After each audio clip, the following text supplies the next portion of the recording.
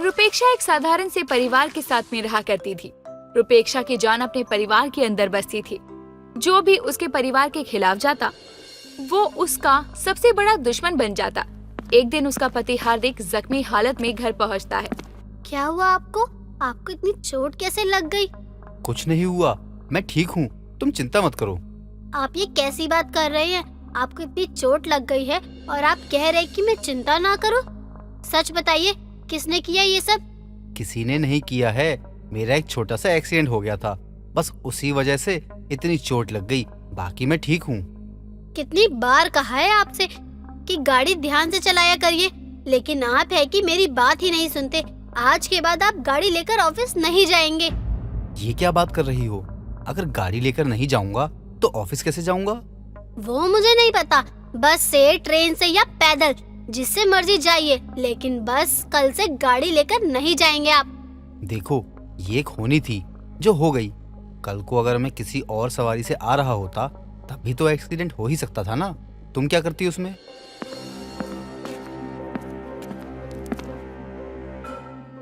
बेटा, तुझे चोट कैसे लग गई? तू ठीक तो है ना? माँ, अभी तक तो सिर्फ रुपेक्षा ही बोल रही थी, अब आप मत शुरू हो जाना। मैं ठीक हूँ, एक छोटा सा एक्सीडेंट ही हुआ था बस। बेटा, थोड़ा ध्यान से गाड़ी चलाया कर। तू तो जानता है ना कि तेरे सिवा हमारा इस दुनिया में कोई नहीं है। अगर तुझे कुछ हो गया तो हमारा क्या होगा, हमें खुद भी नहीं पता। सभी हार्दिक को कमरे में लेकर जाते हैं। दिन बीतते हैं, तभी एक दिन कावेरी अचानक से सीढ़ियों से गिर जाती है। रुपेक्षा अपने कमरे से बाहर आती है और अपने नौकर से बोलती है, माँ जी कैसे गिर गई? मुझे नहीं पता, मैं तो माँ जी के चिल्लाने की आवाज सुनकर आया हूँ यहाँ पर। कैसे आदमी हो तुम? तुम्हें किसी चीज का कोई होश रहता है या नहीं? कभी तो अपनी आंखें खोलकर काम कर लिया करो। मैंने सच में नहीं देखा, और आपको क्या लगता है कि मैंने माँ जी को धक्का मारा है? मैंने ऐसा कुछ नहीं बोला है। अब जल्दी से नीचे आओ और माँ जी को उठाने में मदद करो।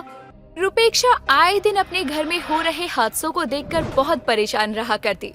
तभी वो अपने घर के काम कर रहे नौकर को घर से बाहर जाते देखती है, जिसे देखकर उसे कुछ शक होता है और वो अपने मन में सोचती है, ये इतनी रात को बाहर कहाँ जा रहा है? जब से ये घर में आया है तब से ही हमारे घर में कुछ न कुछ अनहोनी हो रही है। मुझे इसकी असलियत पता करनी पड़ेगी।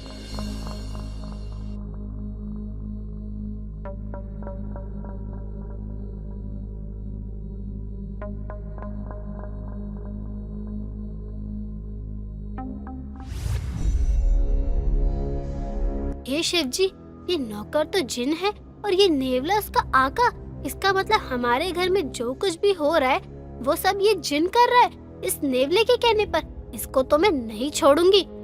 हुकुम मेरे आका, आपने जैसा मुझे कहा मैंने वैसा करना शुरू कर दिया। धीरे धीरे पूरे परिवार को मैं खत्म कर दूंगा। उसके बाद आप मुझे जाने दीजिएगा। जिस दिन तुम अपना काम पूरा कर दोगे उस दिन ही मैं तुम्हें छोड़ दूंगा। मैं अपनी तरफ से पूरी कोशिश कर रहा हूँ कि जल्दी से मैं उस चीज का पता लगा सकूं जिस चीज के बारे में आप जानना चाहते हो, लेकिन तब तक आप मेरी जान बख्श दो। मैंने तुम्हें एक काम दिया है और उसे पूरा करने का समय भी निर्धारित किया है। अगर तुम उस समय तक अपना काम पूरा नहीं कर पाए तो फिर मैं भी कुछ नहीं कर सकता हूँ। ये लोग किस काम को अंजाम देने की बात कर रहे हैं? मुझे इस जिन से पता करना ही पड़ेगा। रुपेक्षा चुपचाप घर वापस आ जाती है और उस दिन के बाद से वो जिन के ऊपर नजर रखना शुरू कर देती है। एक दिन उसकी सास कावेरी अपने कमरे में सो रही होती है। तभी जिन उसके कमरे में जाता है और उसे अकेला देखकर अपने विशाल रूप में आ जाता है और उस पर वार करने जा ही रहा था कि तभी रुपेक्षा वहाँ आ जाती है। उसे देखते ही जिन अपने साधारण से रूप में आ जाता है। सच सच बताओ, तुम यहाँ किस कारण से आए हो? मैं तुम्हारा असली रूप देख चुकी हूँ। मुझे कुछ नहीं पता, आप क्या कह रही हो मालकिन? मैंने तुम्हारा असली रूप देख लिया है। तुम एक जिन हो। मैं ये भी जानती हूँ कि तुम यहाँ किसके कहने पर आए हो। अब तुम्हारे पास सच बताने के सिवा और कोई दूसरा रास्ता नहीं है। मैं आपको कुछ भी बताना जरूरी नहीं समझता। मैं यहाँ जो काम करने आया हूँ वो काम तो मैं पूरा करके ही जाऊंगा, क्योंकि ये मेरे आका का हुक्म है। अगर तुम मुझे सच नहीं बताओगे तो मैं अभी इसी समय तुम्हें मौत के घाट उतार दूंगी, क्योंकि जो उंगली मेरे परिवार की तरफ उठेगी उसे तोड़ने में मुझे ज्यादा समय नहीं लगेगा।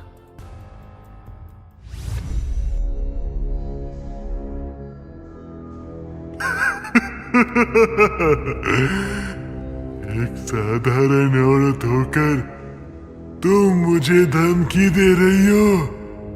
अगर मैं चाहूँ तो अपनी एक फूंक में तुमको गायब कर सकता हूँ। तुम्हारे लिए अच्छा यही होगा कि अपनी जान बचाने के लिए भाग जाओ यहाँ से। जिन की बात सुनकर रुपेक्षा को बहुत गुस्सा आता है और वो अपनी विशाल अर्धनागिन अवतार में आकर बोलती है। मूर्ख जिन, तू मुझे जानता नहीं है कि मैं कौन हूँ। तू मुझे अपनी एक फूंक में उड़ाएगा। मैं कोई आम औरत नहीं हूँ, बल्कि एक नागिन हूँ, नागिन, समझा? इसीलिए सच बोल अब। रुपेक्षा को नागिन के रूप में देखकर जिन घबरा जाता है और हाथ जोड़कर बोलता है। मैंने कुछ नहीं किया है। मैं तो यहाँ बस अपने आका के कहने पर आया हूँ।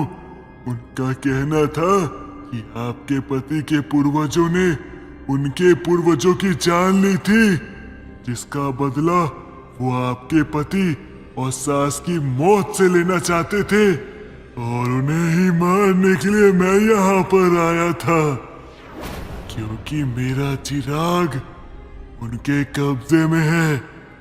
अगर मैंने उनका काम नहीं किया, आपके परिवार को नहीं मारा, तो मेरे आका मुझे मार देंगे। मेरे होते हुए तुम उन्हें छू भी नहीं सकते, तो मारना तो दूर की बात है। तुम सच बताओ, वरना मैं तुम्हें मार दूंगी। आप मुझे नहीं मार सकते हो, क्योंकि आप लोग बिना कारण किसी की जान नहीं लेते हो। अगर आप लोग बिना कारण किसी की जान लो तो आपसे आपकी शक्तियां भी चली जाती हैं और आप आपके भागीदार भी बन जाते हो। लेकिन अगर कोई मेरे परिवार पर उंगली उठाएगा तो मैं उसकी जान लेने से पहले एक बार भी नहीं सोचूंगी। इसीलिए कह रही हूँ, चले जाओ यहाँ से। नहीं नहीं, मैं अपना काम पूरा किए बिना नहीं जा सकता। अगर मैं गया तो मैं मारा जाऊंगा। नहीं, मैं नहीं मरना चाहता। मैं सबको मार दूंगा। मेरे पास और कोई रास्ता नहीं है।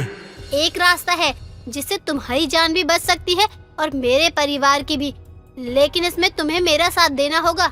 अगर आपका साथ देने से मेरी जान बच सकती है तो मैं आपका साथ देने के लिए तैयार हूँ, लेकिन हमें जो भी करना होगा जल्दी से जल्दी करना होगा। हमारे पास ज्यादा समय नहीं है। तुम उसकी चिंता मत करो, मैं सब देख लूंगी। बस तुम मेरे साथ रहो। रुपेक्षा जिन को अपनी तरफ कर लेती है। कुछ देर के बाद जिन और नागिन नेवले का रूप लेकर नेवले के झुंड में जाते हैं और उन लोगों के बीच में लड़ाई करवा देते हैं। सभी नेवले आपस में लड़कर एक दूसरे को मार देते हैं, जिसके बाद रुपेक्षा अपने नागिन रूप में आकर अपनी शक्तियों से जिन के चिराग को नेवले के कैद से निकलवा देती है और उसे वहाँ से जाने का आदेश देती है। जिन के जाते ही जैसे ही नागिन आगे बढ़ती है, नेवला वहाँ आ जाता है। नागिन, ये तूने अच्छा नहीं किया। तूने मेरे सभी साथियों को मार डाला, साथ ही मेरे गुलाम को भी आजाद कर दिया। लेकिन अब तुझे मुझसे कौन बचाएगा? अगर मुझे अपनी जान की इतनी ही चिंता होती तो मैं नेवले के झुंड में कभी नहीं आती। मुझे अब कोई डर नहीं है, क्योंकि मैंने उन सभी लोगों की जान बचा ली है जिनकी जान बचानी जरूरी थी। तूने उनकी जान तो बचा ली, लेकिन तेरी जान कौन बचाएगा? तू यहाँ तो गई है, लेकिन यहाँ से जा नहीं पाएगी। तू मेरी नहीं बल्कि अपनी जान की चिंता कर, क्योंकि मैं तुझे नहीं छोड़ने वाली हूँ। बच सकता है तो बच। नागिन इतना कहकर नेवले पर वार कर देती है। वहीं दूसरी तरफ नेवला भी नागिन पर हमला करता है। दोनों के बीच में लगातार महायुद्ध जारी रहता है और दोनों ही एक दूसरे पर खतरनाक वार करते हैं, जिससे कि दोनों का बच पाना बहुत मुश्किल हो जाता है। लेकिन उसी समय नागिन अपनी नागमणि की शक्तियों का इस्तेमाल करके नेवले को मौत के घाट उतार देती है और अपना साधारण रूप लेकर अपने घर वापस आ जाती है, जहाँ उसकी सास उसे घायल देखकर बोलती है, बहू तुझे क्या हो गया? अब तू कहाँ से गिर गई या कहाँ तेरा एक्सीडेंट हो गया? माँ जी, मैं कहीं गिरी नहीं हूँ और न ही मेरा कोई एक्सीडेंट हुआ है। वो तो बस किसी की जान बचाने के चक्कर में चोट लग गई। क्या बहू, तू हमेशा दूसरों के बारे में सोचती रहती है, कभी तो अपने बारे में सोच लिया कर। वैसे भी घर में इतनी परेशानी चल रही है, आए दिन कुछ न कुछ होता रहता है। मुझे तो कभी कभी बहुत चिंता होती है। माँ जी, आप चिंता मत करिए, अब कुछ नहीं होगा, अब सब ठीक ही होगा। बहू, हमारा नौकर पता नहीं कहाँ चला गया, कुछ बताकर भी नहीं गया। अपनी मर्जी से आया और अपनी मर्जी से गायब हो गया, जैसे कोई अलादीन का चिराग। माँ जी, वो जहाँ से आया था वहीं चला गया। मैं कुछ समझी नहीं बहू, तो क्या कह रही है? कई बार तेरी बातें तो मुझे समझ में ही नहीं आती। मेरे कहने का मतलब है कि वो जिस गांव से आया था वहीं चला गया। उसने बोला कि उसका यहाँ मन नहीं लग रहा है। माँ जी, मैं दवा लगा लेती हूँ। रुपेक्षा अपने कमरे में चली जाती है और अपनी शक्तियों का इस्तेमाल करके अपने सभी जख्मों को एक ही पल में ठीक कर लेती है, और इस तरह से वो अपने परिवार को दुश्मनों से बचा भी लेती है और नागिन होने का राज भी सबसे छुपा लेती है। नाग नागिन तो भोलेनाथ के भक्त होते हैं, फिर भी यक्षित नागराज ने सविका को नागलोक से बाहर क्यों निकाला? क्या सविका का एक नागरानी होकर नागमणि का लालच करना ठीक था? सारी सच्चाई जानने के बाद क्या यक्षित नाग उसे क्षमा कर पाएंगे? इन सभी बातों को जानने के लिए बढ़ते हैं कहानी की ओर। नागलोक के सभी नाग नागिन सविका को क्रोध भरी नजरों से देख रहे थे और उसे बहुत बुरा भला सुना रहे थे। तभी यक्षित उसे क्रोध भरी आवाज में कहता है, ये तुमने क्या किया? तुम तो यहाँ महाशिवरात्रि की पूजा करने के लिए आई थी ना, तो फिर ये सब क्या कर दिया? तुम भी नागमणि के लालच में आ गई।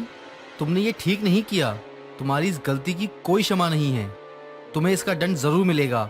आज महाशिवरात्रि के इतने पावन दिन पर तुमने इतना बड़ा पाप करने से पहले एक बार भी नहीं सोचा कि इसका क्या अंजाम होगा। हमने कुछ भी नहीं किया, हम तो बस इनसे अपने नागलोक और नागमणि की रक्षा कर रहे थे। हमने कुछ नहीं किया, विश्वास कीजिए आप हमारा, हमें गलत समझ रहे हैं आप। आखिर सविका और यक्षित का क्या संबंध था? सविका ने ऐसा क्या किया था जिसकी वजह से यक्षित के साथ साथ नागलोक के सभी नाग नागिन उसे क्रोध भरी नजरों से देख रहे थे? यक्षित उसे किस अपराध का दंड देने के लिए कह रहा था? इन सभी सवालों का जवाब जानने के लिए चलते हैं कहानी में थोड़ा पीछे। यक्षित नागराज का पुत्र था और अपने पिता की मृत्यु के बाद यक्षित ने अपने पिता नागराज की पदवी और जिम्मेदारियों को बखूबी संभाला हुआ था। तभी उसकी मुलाकात नागलोक में रहने वाली एक सविका नाम की नागिन से होती है, जिसे देखते ही उसे उससे प्रेम हो जाता है। सविका नागलोक की पहली नागिन थी जिसने अपनी 100 वर्षों की तपस्या को पूरी करके शिवजी से इच्छाधारी होने का वरदान प्राप्त किया था। यक्षित उसे बिना पलके झपकाए ध्यान पूर्वक देख ही रहा था कि तभी सविका उससे कहती है, आप हमें निहारते ही रहेंगे या कुछ कहेंगे भी? इतने ध्यान से क्या देख रहे हैं आप? इससे पहले कोई सुंदर नागिन नहीं देखी क्या आपने? हटिए हमारे सामने से और हमें जाने दीजिए। आप बुरा न माने तो हम आपसे कहना चाहते हैं कि आप बहुत सुंदर हैं। आप कहाँ से आई हैं? आज से पहले आपको हमने कभी नागलोक में नहीं देखा। ये तो आपकी परेशानी है, क्योंकि हम तो इस नागलोक में ही रहते हैं। आप हमें जाने या ना जाने, लेकिन हम आपको जानते हैं। आप नागराज के पुत्र हैं यक्षित, और नागराज के जाने के बाद आप ही नागराज हैं। लेकिन अफसोस की बात ये है कि आप अपने ही नागलोक के रहने वाले लोगों को नहीं पहचानते। हाँ, बात तो आपकी उचित है। हमें आपके बारे में ज्ञात नहीं है, लेकिन आपको तो हमारे बारे में काफी कुछ ज्ञात है। सुनकर अच्छा लगा कि कोई हमें भी इतना करीब से जानता है। आप हमें बहुत अच्छी लगी। आपके घर में कौन कौन है? हमारे माता पिता नहीं हैं, हम अकेले ही रहते हैं। हमें भी आपसे बात करके अच्छा लगा, पर अभी हमें क्षमा कीजिए, हमें पूजा के लिए देरी हो रही है। हम चलते हैं, आपसे फिर बाद में मिलेंगे। सविका इतना कहकर वहाँ से चली जाती है। थोड़ी देर बाद यक्षित भी अपने भवन में लौट आता है, लेकिन सविका की तस्वीर उसकी आंखों में बस जाती है। समय बीतता है और समय के साथ यक्षित सविका के सामने विवाह का प्रस्ताव रखता है, जिस पर सविका भी हाँ कर देती है और नागलोक के सभी नाग नागिनों के सामने शिव मंदिर में दोनों विवाह के बंधन में बंध जाते हैं। दोनों एक दूसरे के साथ बहुत खुश थे। कुछ समय और बीतता है। तभी एक दिन एक गुरुजी उससे मिलने के लिए उसके भवन में आते हैं, जिन्हें देखकर यक्षित कहता है, मुनिवर, आप यहाँ कैसे? आपको कोई आवश्यकता थी तो मुझे बुला लिया होता, मैं खुद अपने आप चला आता। आपने क्यों कष्ट किया आने का? यक्षित नागराज, हम तुम्हें और तुम्हारी नागरानी को आशीर्वाद देने आए हैं। तुम्हारे विवाह की सूचना मिली तो सोचा तुमसे मिले और हमें तुमसे कुछ महत्वपूर्ण विषय पर वार्तालाप करनी थी। जी गुरुजी, आइए चलिए, आप मेरे कक्ष में चलिए, वहीं बैठकर आराम से वार्तालाप करते हैं। यक्षित इतना कहकर अपने सभी दास दासियों को उसके कमरे में आने से मना करके गुरुजी को अपने साथ अपने कक्ष में लेकर जाता है और कहता है, हाँ, अब बताएं गुरुजी, आपको हमसे किस विषय में वार्तालाप करनी थी, जिसके लिए आपको यहाँ तक आना पड़ा? नागराज, आप तो जानते हैं ना कि महाशिवरात्रि आने वाली है और नागलोक में महाशिवरात्रि का कितना महत्व होता है। हर बार आप अकेले ही पूजा करते थे, लेकिन इस बार आप पूजा अपनी नागरानी के साथ करेंगे। और नागमणि तो सुरक्षित है ना, और ये राज किसी को पता तो नहीं है ना कि नागमणि आपकी जानकारी में है? नहीं गुरुजी, ये बात गुप्त ही है। जैसे ही आपने कहा था कि ये बात किसी को पता नहीं लगनी चाहिए कि नागमणि मेरी जानकारी में है, वरना शत्रुओं की नजर हमारे नागलोक पर पड़ जाएगी, मैंने ये बात तो नागरानी को भी नहीं बताई। ये आपने सही किया है। ये बात जितनी गुप्त रहे उतना ही अच्छा है, क्योंकि जिसके पास नागमणि होती है वो हमेशा के लिए अमर हो जाता है। इसलिए आपको चिंता करने की कोई आवश्यकता नहीं है। लेकिन महाशिवरात्रि वाले दिन सभी नाग नागिनों को उसका दर्शन करवाना आवश्यक है। उसकी सुरक्षा आपकी जिम्मेदारी है। गुरुजी, आप सही कह रहे हैं, आप चिंता न करें, मैं नागमणि की रक्षा अपनी जान से भी ज्यादा बढ़कर करूंगा और महाशिवरात्रि की पूजा में कोई विघ्न नहीं आएगा। जब आज तक नागमणि पर कोई आंच नहीं आई तो आगे भी नहीं आएगी। यक्षित और गुरुजी की सारी बातें दरवाजे पर खड़ी नागरानी सविका सुन रही थी, जिसे सुनकर उसके होश उड़ जाते हैं। उसकी आंखें बड़ी हो जाती है और वो अपने मन में कहती है, नागमणि नागराज के पास है। हमें तो विश्वास ही नहीं हो रहा कि हमारे पति के पास नागमणि है। अगर नागमणि हमें मिल जाए तो हम और शक्तिशाली बन सकते हैं। अभी तो हम इच्छाधारी नागिन हैं, फिर हम अमर हो जाएंगे ना, और कोई हमें हरा भी नहीं पाएगा और ना ही मार पाएगा। बस हमें वो नागमणि हासिल करनी होगी कैसे भी करके। सविका कक्ष के दरवाजे पर खड़ी अपने मन में ये सब सोच ही रही थी कि तभी यक्षित की नजर सविका पर जाती है और वो उससे कहता है, नागरानी, आप कक्ष के दरवाजे पर खड़ी क्या कर रही हैं? आइए गुरुजी से मिलिए, ये हमारे विवाह का आशीर्वाद देने आए हैं। गुरुजी, हमें आशीर्वाद दीजिए कि हम दोनों मिलकर नागलोक की सभी जिम्मेदारियों को अच्छे से निभा सकें। बिल्कुल नागराज, हमें आप पे पूरा विश्वास है। आप दोनों मिलकर नागलोक की जिम्मेदारी उठाने योग्य हैं। हमारा आशीर्वाद हमेशा आप दोनों के साथ है। गुरुजी इतना कहकर वहाँ से चले जाते हैं, जिसके बाद यक्षित इस बात से अनजान कि सविका के मन में नागमणि को लेकर लालच आ गया है। वो उसे बता देता है कि नागमणि नागलोक के शिव मंदिर में शिवलिंग के पास एक नाग नागिनों के जोड़ों की निगरानी में रखी हुई है, जिसे सुनकर सविका बहुत खुश होती है। समय बीतता है और महाशिवरात्रि का दिन आता है। नागलोक के सभी नाग नागिन शिव मंदिर में पूजा करने के लिए आने ही वाले थे कि तभी सविका उनके पहुंचने से पहले ही खुद मंदिर पहुंचकर शिवलिंग के पास जाकर नागमणि को ढूंढना शुरू करती है। तभी उसकी नजर शिवलिंग के नीचे रखी एक चमकती चीज पर जाती है, जो कि कुछ और नहीं नागमणि थी। और जैसे ही वो उसे उठाने के लिए आगे बढ़ती है, तभी नाग नागिन का जोड़ा अपना फन फैलाकर शिवलिंग को घेर लेता है और अर्धनागिन रूप में आकर कहता है, नागरानी, आप इस नागमणि को हाथ नहीं लगा सकती है, सिर्फ इसे नागराज ही हाथ लगा सकते हैं। और आप ऐसे चोरी चुपके से नागमणि को उठाने क्यों आई हैं? अभी तो नागलोक के कोई नाग नागिन भी नहीं आए हैं।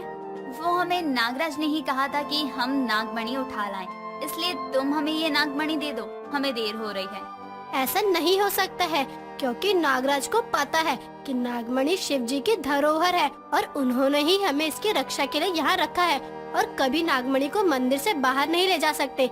बस महाशिवरात्रि वाले दिन ही से शिव जी के पास रखकर इसकी पूजा की जाती है, इसलिए हमें क्षमा कीजिए, हम आपको नागमणि नहीं दे सकते हैं। ठीक है, अगर आप लोगों को हमारी बात पर विश्वास नहीं है तो अब नागराज खुद ही आएंगे और आप लोगों से ये नागमणि लेकर जाएंगे। सविका इतना कहकर मंदिर से बाहर चली जाती है और थोड़ी देर बाद नागराज का रूप धारण करके मंदिर में आती है और नागमणि को उठाने जाती है। तभी उसे जोर से झटका लगता है और वो जमीन पर गिर जाती है और अपने असली रूप में आ जाती है। वहाँ पर नागमणि के रक्षक आते हैं और उसे रोकते हुए कहते हैं, नागरानी, आपको क्या लगता है कि आप नागराज का रूप धारण करके इस नागमणि को प्राप्त कर सकती है? लेकिन आप भूल गई कि आप सिर्फ उनका रूप धारण कर सकती है, लेकिन उनका साफ हृदय नहीं और पाप भरे मन से नागमणि को हाथ नहीं लगा सकती हैं आप। इसलिए आप यहाँ से चली जाइए और नागमणि का ख्याल निकाल दीजिए अपने मन से। मैं बिना नागमणि लिए यहाँ से नहीं जाऊंगी, फिर चाहे मुझे इसके लिए तुम दोनों को मृत्यु के घाट ही क्यों ना उतारना पड़े। सविका इतना कहकर जैसे ही दोबारा से नागमणि को उठाने जाती है, तभी दोनों नाग नागिन उस पर हमला कर देते हैं। लेकिन सविका एक इच्छाधारी थी और बहुत ही शक्तिशाली नागिन थी, जिसके कारण दोनों नाग नागिन उससे ज्यादा समय तक अपना बचाव नहीं कर पाते और कुछ ही समय में वो दोनों मौत के घाट पर उतर जाते हैं और नागमणि को दोबारा वो उठाने लगती है। तभी नागराज वहाँ नागलोक के सभी नाग नागिनों के साथ महाशिवरात्रि की पूजा के लिए आते हैं, जहाँ वो नागमणि के रक्षकों की लाश और सविका को नागमणि के पास देखकर दंग रह जाते हैं। तभी सविका सबको कहती है, हमने कुछ नहीं किया, हम सच कह रहे हैं। सब कुछ हमारे आमने सामने है, उसके बाद भी आप हमसे झूठ बोल रही हैं। आपको जरा भी ज्ञात है कि आपने कितना बड़ा अपराध किया है? एक नागरानी होकर आप नागमणि की लालच में आ गई। बल्कि आप तो जानती हैं कि इस नागमणि और नागलोक की रक्षा करना ही हमारा धर्म है। उसके बाद भी महाशिवरात्रि वाले दिन आपने उनके भक्तों को अपनी लालच के चक्कर में मौत के घाट उतरवा दिया। ऐसे मनाती हैं आप अपनी महाशिवरात्रि? खाइए हमारे सामने सौगंध कि आपने ऐसा कुछ नहीं किया। यक्षित के कई बार कहने पर भी सविका उसकी सौगंध खाने को तैयार नहीं होती और रोते हुए यक्षित के पाँव को पकड़ कर कहती है, मुझे माफ कर दीजिए, ये सब हमने ही किया है। हम आपकी झूठी सौगंध नहीं खा सकते। उस दिन हमने आपकी और गुरुजी की सारी वार्तालाप सुन ली थी, जिससे हमारे मन में नागमणि को पाने का लालच आ गया था, जिससे हम और ज्यादा शक्तिशाली और अमर हो जाएं। हमें क्षमा कर दीजिए, हमसे बहुत बड़ा अपराध हो गया। आपका अपराध क्षमा करने योग्य नहीं है। आपने आज महाशिवरात्रि वाले दिन बहुत बड़ा पाप किया है, इसलिए नागराज होने के नाते हम दंड के रूप में आपसे सारे रिश्ते तोड़ते हैं। साथ ही आपसे आपकी सारी शक्तियाँ छीनकर इस नागलोक से हमेशा के लिए निष्कासित करते हैं। कहते हैं नागलोक में महाशिवरात्रि का दिन नाग नागिनों के लिए ऐसा दिन होता है जिस दिन उन्हें वरदान और शक्तियाँ प्राप्त होती है। लेकिन अपने लालच के चक्कर में सविका नागिन की महाशिवरात्रि उसके लिए श्राप के रूप में तब्दील हो गई। माना जाता है कि नागिन केवल जहर, दूध और फलों को अपना आहार बनाती है, पर इस कहानी में कुछ और ही था। इस कहानी में नागिन नव्या, जिसको पृथ्वी लोक पर मोदक लाने को भेजा गया था, वो मोमोज लेकर आ जाती है और समय के साथ वो मोमोज को काफी ज्यादा पसंद करने लगती है। उसको मोमोज इतने पसंद थे, अब सभी की नजरों से छुप छुप कर पृथ्वी लोक जाती और मोमोज खाने लगती। पर क्या उसकी इस आदत के बारे में किसी को कुछ भी पता चलता है? क्या वो मोमोज खाना बंद करती है? जानने के लिए बढ़ते हैं कहानी की ओर। आज नागलोक में शिवजी के मंदिर में काफी भीड़ थी। सभी शिवजी के साथ गणेश जी की भी पूजा कर रहे थे। पूजा करते दौरान नागरानी महिमा गणेश जी को मोदक चढ़ाने के लिए मोदक ढूंढती है, पर उसको मोदक कहीं भी नहीं मिलते। मोदक ना मिलने की वजह से महिमा अपनी पुत्री नव्या से कहती है, नव्या पुत्री, गणेश जी को चढ़ाने के लिए मोदक कहाँ हैं? हमने आपको मोदक बनाने के लिए कहा था ना, आपने मोदक बनाए? वो माता, मैंने मोदक बनाए तो थे, पर पता नहीं मोदक कहाँ गए। हे भगवान, मैंने तो मोदक बनाए ही नहीं थे, अब मैं क्या करूं? पुत्री, यदि आपने मोदक बनाए हैं तो मोदक है कहाँ? मोदक को यही होना चाहिए था ना। माता, पता नहीं हमें कहाँ गए मोदक। जिस तरह से नव्या महिमा का जवाब लड़खड़ाते हुए दे रही थी, उसके इस जवाब से महिमा समझ जाती है कि नव्या ने मोदक बनाए ही नहीं। पुत्री नव्या, आपकी इस लड़खड़ाती जुबान से हमें ये ज्ञात हो गया है कि आपने मोदक बनाए ही नहीं हैं। अब आपने मोदक क्यों नहीं बनाए, ये भी बता दीजिए। वो माता, हम मोदक बनाना भूल गए थे। पुत्री, क्या आपको ये नहीं पता कि पूजा में मोदक कितने जरूरी है? अब हम बाल गणेश को प्रसाद के रूप में क्या चढ़ाएं? क्योंकि इतनी जल्दी तो मोदक बनने से रहे। माता, आप चिंता मत कीजिए, हम अभी पृथ्वी लोक पर जाते हैं और मोदक का इंतजाम करते हैं, क्योंकि कहीं कुछ मिले ना मिले, परंतु पृथ्वी लोक ऐसी जगह है जहाँ पर मोदक क्या, हर वो चीज आराम से मिल सकती है जिसकी हमें जरूरत है। ठीक है, यदि ऐसा है तो जल्दी जाइए और मोदक लेकर आइए, क्योंकि पूजा का समय निकला जा रहा है। महिमा की बात सुनकर नव्या पृथ्वी लोक पर जाती है और हर जगह मोदक की तलाश करने लगती है, चारों तरफ नजर दौड़ाने के बाद भी नव्या को मोदक कहीं नहीं मिलते। तभी उसकी नजर एक मोमो के स्टोर पर जाती है, जहां वो लोगों को मोमोज खाते हुए देखकर कहती है, हे भोलेनाथ, मैंने इन मोदकों को जाने कहां कहां नहीं ढूंढा और ये मिले तो यहाँ एक ठेले पर। परंतु हमें समझ नहीं आ रहा कि ये प्रसाद ये लोग ऐसे क्यों खा रहे हैं। जो भी हो, अभी सवाल करने का समय नहीं है। हमें जल्दी से मोदक को खरीदकर हमारे नाग लोग ले जाना चाहिए, नहीं तो पूजा में विलम्ब हो जाएगा। खुद से बात करने के बाद नव्या मोमो के स्टॉल पर जाती है और मोमोज वाले से बोलती है, भ्राता, हमें ये मोदक चाहिए। कितनी मुद्रा में आप ये हमें मोदक देंगे? मोदक? बहना, यहाँ पर मोदक नहीं मिलते, यहाँ पर तो मोमोज मिलते हैं। अगर आपको मोदक चाहिए ना तो आप किसी बड़ी दुकान पर जाओ। मोदक नहीं है, पर यहाँ पर इतने सारे मोदक हैं। तो इतने सारे मोदक होने के बाद भी ये दुकानदार हमें मोदक देने से मना क्यों कर रहे हैं? भ्राता, आपके समक्ष इतने सारे मोदक तो रखे हैं, फिर आप हमें ये मोदक देने के लिए मना क्यों कर रहे हैं? लगता है ये लड़की मोमोज को ही मोदक समझ रही है। पागल तो नहीं है ये, पर देखने में तो अच्छे घर की लग रही है। जो भी हो, एक बार इसे पूछता हूँ। बहना, ये मोदक नहीं बल्कि मोमोज है। अगर तुम इसको खाना चाहो तो मैं तुम्हें एक प्लेट फ्री में दे दूंगा। मोमोज? हाँ बहना, मोमोज। ये मोदक नहीं बल्कि मोमोज है। लगता है यहाँ की भाषा में मोदक को मोमोज बोलते होंगे। जो भी बोलते हो, हमें क्या करना। फिलहाल तो हमें ये मोमोज मतलब मोदक हमें नागलोक ले जाने होंगे, नहीं तो पूजा का समय निकल जाएगा। भ्राता, हमें ये मोदक, मेरा मतलब मोमोज, मुफ्त में नहीं बल्कि मुद्रा से ही चाहिए। हमें ये मोमोज एक प्लेट नहीं बल्कि सारे चाहिए। पूरा खरीदने के लिए ना काफी पैसे लगेंगे। बताओ, क्या तुम्हारे पास इतने पैसे हैं कि मेरी पूरी दुकान खरीद सको? हाँ भ्राता, आप इन सबको पैक करो, हम अभी मुद्रा लेकर आते हैं। नव्या एक नागिन है और वो अपनी शक्तियाँ इंसान को नहीं दिखाना चाहती थी। बस इसीलिए नव्या एक पेड़ के पीछे जाती है और अपनी नागिन शक्तियों से कई सारे पैसे ले आती है, जिसके बाद वो उन पैसों को लेकर दुकानदार के पास जाती है और उसको पैसे देते हुए कहती है, दुकानदार भ्राता, अब तो ठीक है ना? अब तो आप हमें ये सभी मोदक अर्थात मोमोज दे देंगे ना? क्योंकि नागिन नव्या दुकानदार को बहुत सारे पैसे दे रही थी, बस इसीलिए दुकानदार सभी मोमोज को पैक कर देता है और उसे दे देता है। पर मोमोज के साथ रेड सॉस देखकर नागिन नव्या दुकानदार से बोलती है, भ्राता, हमें केवल ये मोदक अर्थात मोमोज चाहिए, हमें ये लाल रंग का पदार्थ नहीं चाहिए। बहना, ये लाल रंग का पदार्थ नहीं बल्कि सॉस है। इसे मोमोज के साथ खाया जाता है। नहीं ना, हमें ये लाल रंग का पदार्थ चाहिए ही नहीं।